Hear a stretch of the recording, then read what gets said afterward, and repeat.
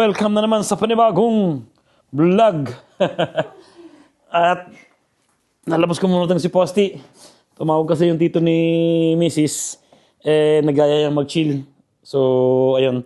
Hindi na ako nakasama sa kanila. Pumunta sila sa supermarket at bibili ng wine daw ang gusto niya inumin. Ayun.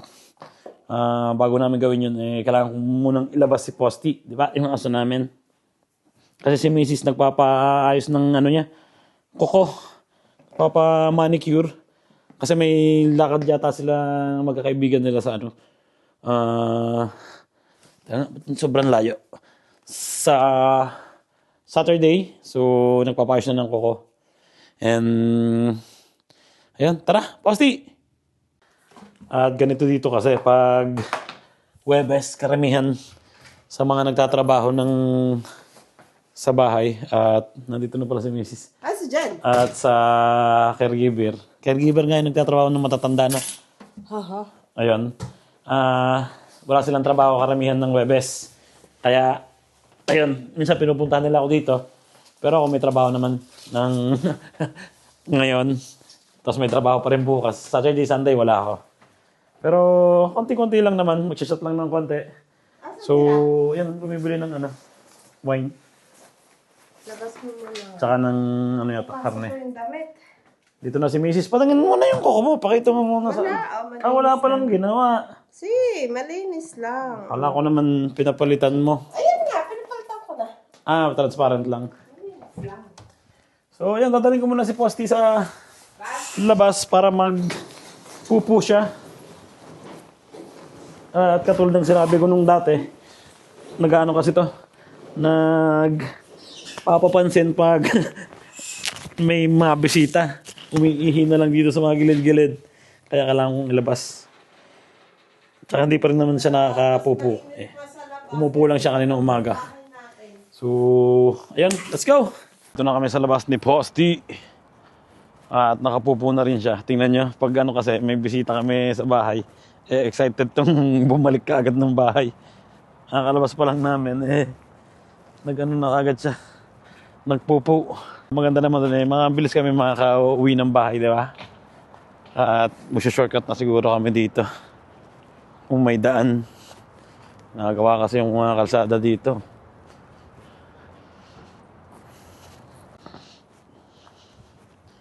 Nag-shortcut na kami ni Posty. Dito na kami dumaan sa loob. Todo bulaklak na yung mga mga parang cherry blossom. Grabe ang init ngayon. Para mas malamig pa sa loob ng bahay namin kaysa dito sa labas. Lumabas ako, medyo may hanging mainit Sa loob ng bahay, nakamedyas pa ako Pero magandang sa inyan, di ba? Mag-umpisa na yung tag-init. Ay, nakakamiss. Nakakamiss mag-camping. Nakakamiss picnic, di ba? At saka, syempre, nakakamiss yung mga punta sa dagat, swimming. Malapit na yung mangyari, di ba? Nalilinis na yung mga office dito. Sayang, hindi nakakuha ng trabaho ditong office. Parang lapit lang sa bahay. Sarap magkaroon kasi minsan ng trabahong office pwede mong trabahuhin ng Sabado at Linggo lang Extra income, di ba? Lapit na kami sa bahay. Hindi ko pala nadadala si Basti dito sa laro ng football. Meron kasing laro ng football dito sa aming malapit sa bahay. So, isang beses magpo-football kami dito ni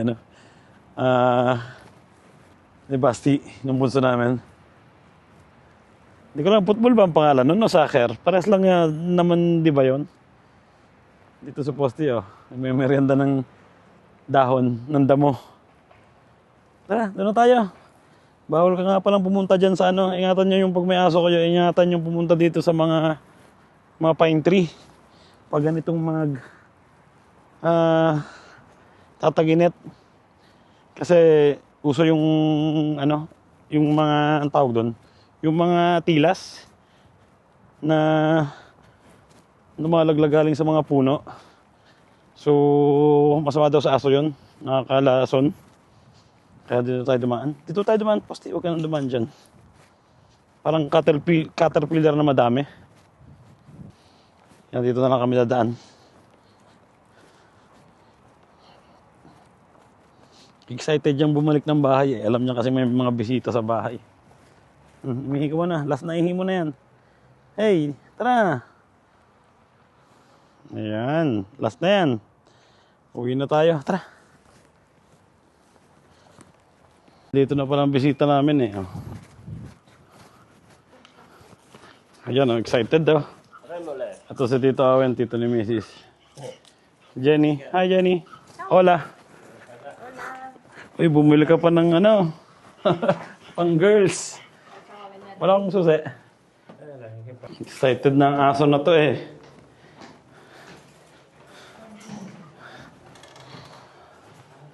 Ay.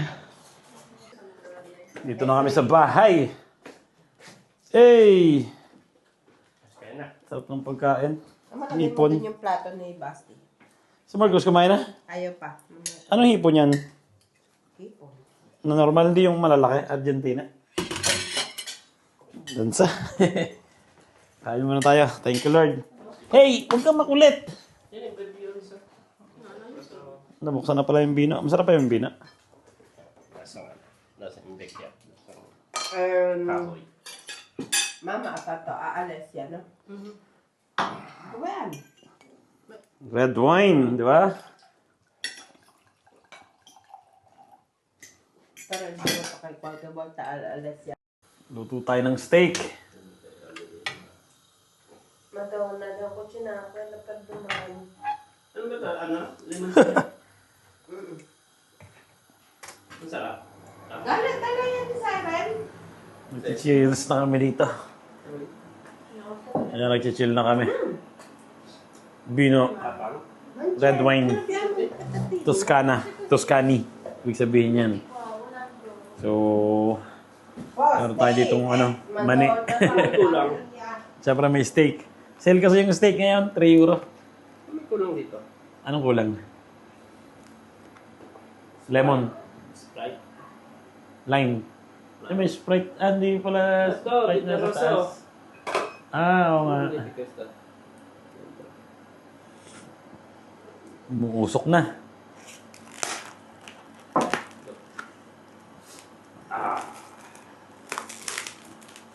Mamaya ko nalalagyan ng, ano, asin na. Ubus na eh. Ang ganda, oh, walang buto. Let's go. Ano lang to, 2 minutes.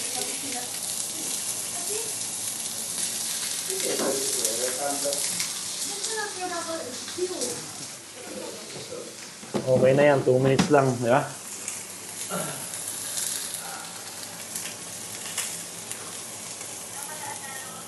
$40. $42. Ikutin natin.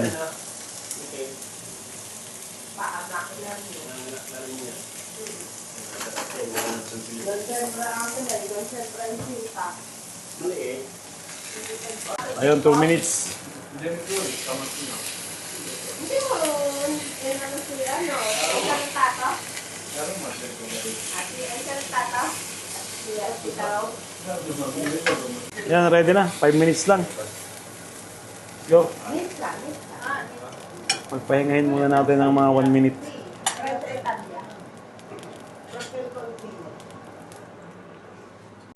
Olive oil. Pasta, kebab. Bigyan mo nito. Para Paminta. tinapay. Oo. Laduro. Pagkas pa mo.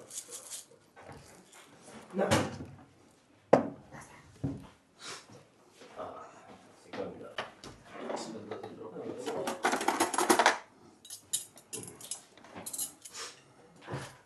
Laduro, kebab.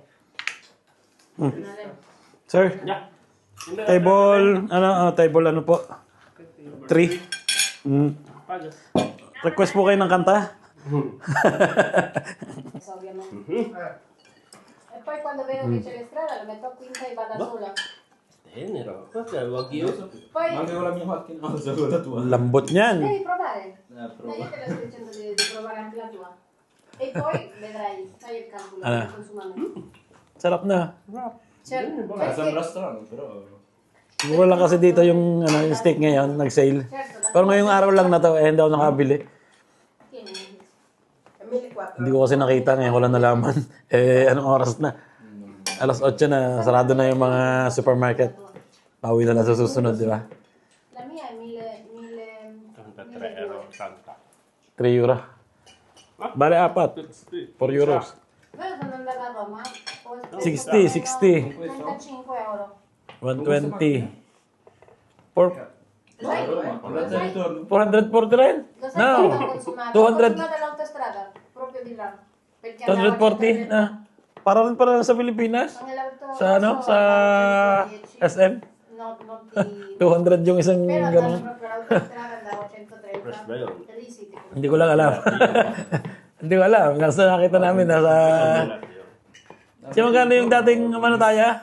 Sì. Nagluto tayong steak sa Pilipinas? 200 na, isa? 240. At 300 something. Ah? Pero malit lang yun, ganyan, ribeye. Malambot. Si, ribeye. Yan, padalwa na to. Faccio la nozze o la mattina e ancora Walang pakialam kasi to sa ano eh. Umahuli man sa... sa... bianco e pagdadrive eh. Ah, si. Hindi naman siya nagdadrive. May dalang driver to eh. Yan o. Mabili yung kotse kasama. Bumili ng kotse kasama ang driver. Spruzzo. Spruzzo per base, spruzzo anche per me. sì, e poi non è forte, non è un notificatore. Masarap na ngayon kasing lumabas. Alam niyo naman, mainit na. A base, ano daw. Ang problema lang yun. Sila may mga allergy. Yung misis may allergy. Yung bunso namin may allergy. Ito si Tito Awen may allergy rin. Pati ba si Jenny? Ito si Jenny wala. Yung barkada namin. Ako rin wala. No, leva. Sa awa ng Diyos, hindi pa naman ako nagkakaroon. And, yun o, cheers lang kami dito. Allora, Ganito yung trabaho ni Tito pag Webes tsaka Sunday, labas mo na. Pero makakatulong. Perché Meron na makatulong. Di ba ano rin, pag caregiver din, di ba? Ganun din na. Miyerkules. Miyerkules pala pag caregiver. Miyerkules tsaka Sunday yan, lumalabas na mga yan. Pero, magandahan naman dyan, di ba? Hindi ka lalabas, ipon yung pera. Yan, oh. Pagpipili kayo ng wine, andare in montagna. pipiliin nyo yung kung gusto nyo masarap, 7 euros pataas na, di ba? Tapos, yung ilalim niya malalim. Ayan, masasarap yung pagganan. So, makabili dito, 7 euros yata isa. Ay, tapos na kami mag-chill-chill ni Tito Awen. Ayun. Nandito na tayo sa pinakamahirap na parte. Ang mag-ayos ng pinag-inuman, di ba? Kailangan kong ayusin to kasi bukas na umaga, si Pinsis magluluto pa yun. Kaya, kailangan kong ilagay yung mga madumi dun sa labahan. At yun, habang nag-ayos ako ng kusina, siyempre, bukas ako ng isang beer para mas pampatulog, di ba? So, yun, linis na aming kusina ngayon. At, sarap natutulog namin ito. Si Mrs. nandun na sa kwarto. Nanonood lang ng konti ng cellphone yun. And, mamaya tulog na yun. Yung pangalan namin umalis at magagala lang ng konti sa mga kaibigan niya dito sa paligid namin. So, ayun, dito ko natatapusin ang vlog namin ngayong araw na to at sana nag-enjoy kayo. So, ingat palagi and God bless sa inyo. Ciao.